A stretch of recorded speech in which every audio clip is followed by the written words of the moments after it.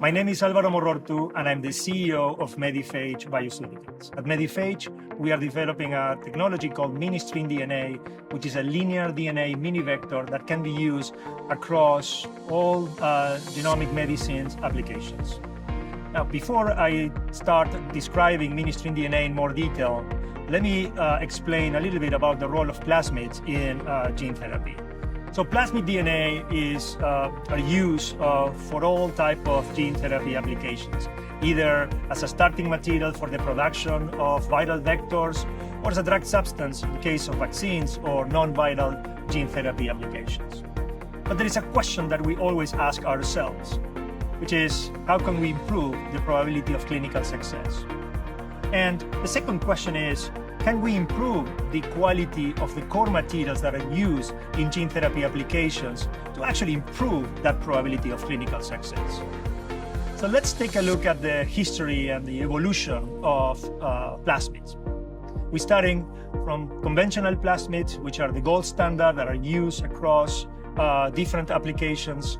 But then there was an evolution in which we eliminated and reduced some of the backbone sequences that are present in conventional plasmids. And that led to mini vectors, circular mini vectors, and linear mini vectors.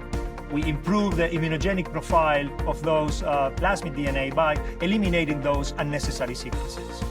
At the same time, the plasmid DNA evolved into linear DNA. And linear DNA has an advantage over the circular counterpart in a way that it reduces the risk of unwanted integration or insertional mutagenesis. But when we introduce this linear DNA, we actually introduce a new problem, which is fidelity of the vectors. The reason why is because most of these linear DNA vectors are produced using enzymatic reactions in vitro systems.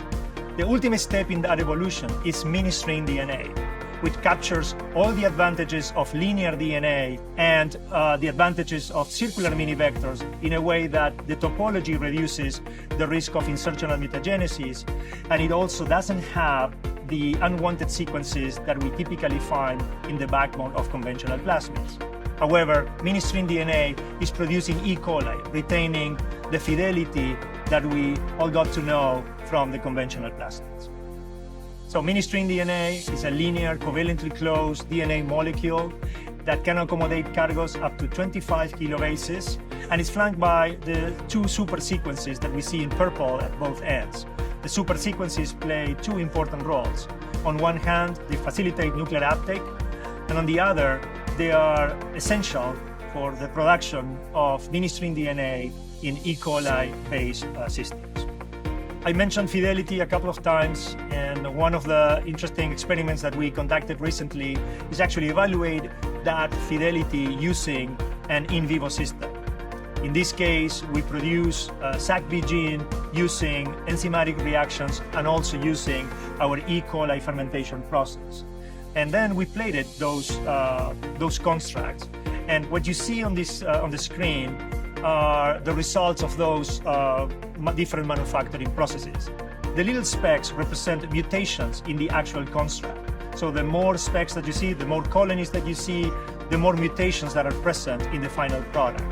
You see on the left-hand side the number of loss-of-function mutations that are in the construct that were produced using enzymatic reactions. But on the right-hand side, we see the results of the construct being produced using the E. coli-based process. There are almost no colonies, there are almost no specks. The fidelity is retained when producing these linear mini vectors in an E. coli system. So in summary, mini-string DNA is uniquely positioned in the DNA market by having the winning combination of all the different aspects of the evolution in the world of plasmid DNA. It has a reduced or minimized backbone that improves the immunogenic profile. Its linear topology helps reduce significantly the risk of unwanted integration or insertional mutagenesis, but it's produced in vivo, retaining the fidelity of the original construct. I'm going to leave you with one example of a specific application using mini-string DNA for the production of AAV vectors. In this case, we replace plasmid DNA with mini-string DNA, and then we run an NGS study to evaluate or understand the different sequences that are present in the final product. And as you can see on the screen, between those two vertical lines, we have the gene of interest. And outside of those vertical lines, we have what we call aberrant sequences that were packaged into the AAV. And as you may notice, at the bottom of that page, you have the reads for the construct that were produced using mini-string DNA. Compared to the plasmid counterparts, is significantly reduced and almost negligible. So it's a very simple analysis. There are no backbone sequences, and as a result, those are not present in your final product. And that's one of the advantages of using mini-string DNA for a gene therapy application. Thank you for your attention, and I look forward to partnering with Ginkgo and you to accelerate the discovery and development of new therapies by using high-quality products, high-quality starting materials such as mini-string DNA. Thank you.